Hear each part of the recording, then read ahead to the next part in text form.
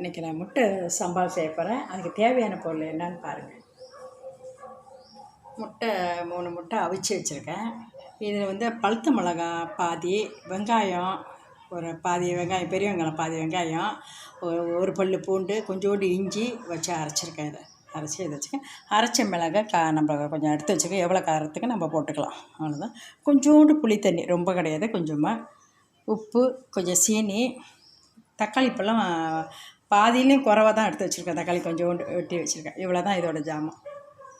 இப்போ செய்ய விதம் பார்க்கலாம். நான் கொஞ்சமாக எண்ணெய் ஊற்றி முட்டையை லேசாக வதக்கிடும்.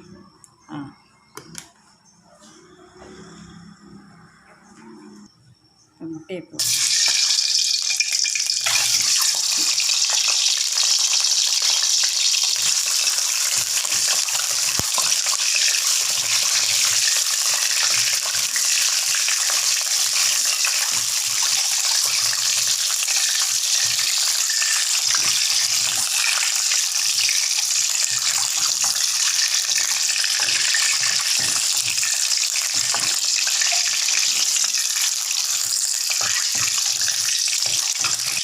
முட்டையை இப்போ எடுத்துடுறோம்.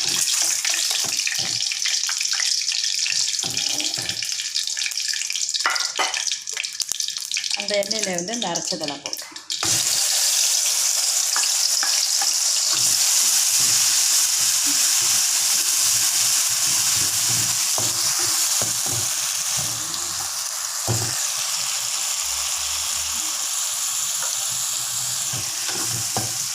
அதில் நான் தக்காளி பழுத்து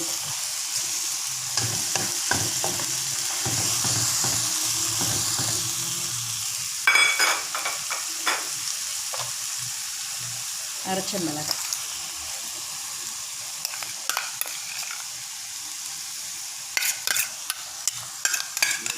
அரைச்ச மிளகாய் உங்களுக்கு காரம் எவ்வளோ வேணுமோ அதுக்கு தகுந்த போட்டு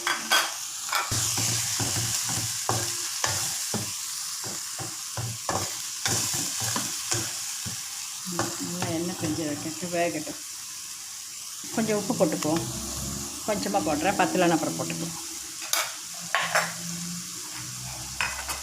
சீனி கொஞ்சம் போட்டுக்கிறேன்.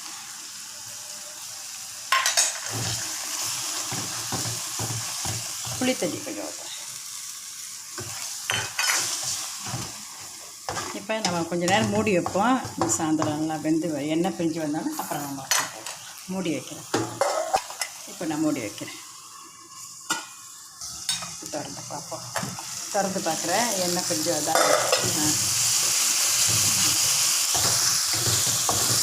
நான் கொஞ்சம் தண்ணி ஊற்றி இன்னும் கொஞ்சம் வேக வைப்பேன்.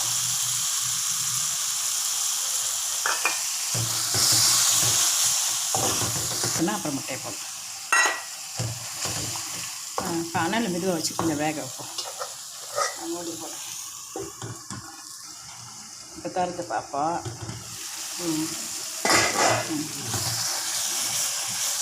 இப்போ உப்பு சரியாக இருக்கான்னு பார்ப்போம்.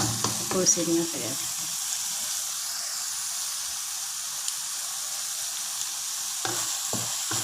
உப்பு சரியாக இருக்குது. ஆனால் கொஞ்சம் சீனி போட்டுக்கலான்னு நினைக்கிறேன். நான் கொஞ்சம் சீனி போட்டுக்க. உங்களுக்கு எவ்வளோ சீனி வேணுமோ போட்டுக்கோங்க.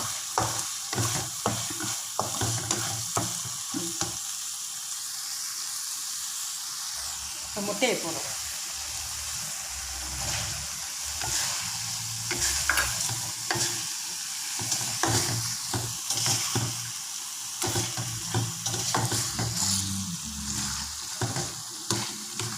அடுப்பு நிறுத்திட்டு நான் பரிமாறுறேன்.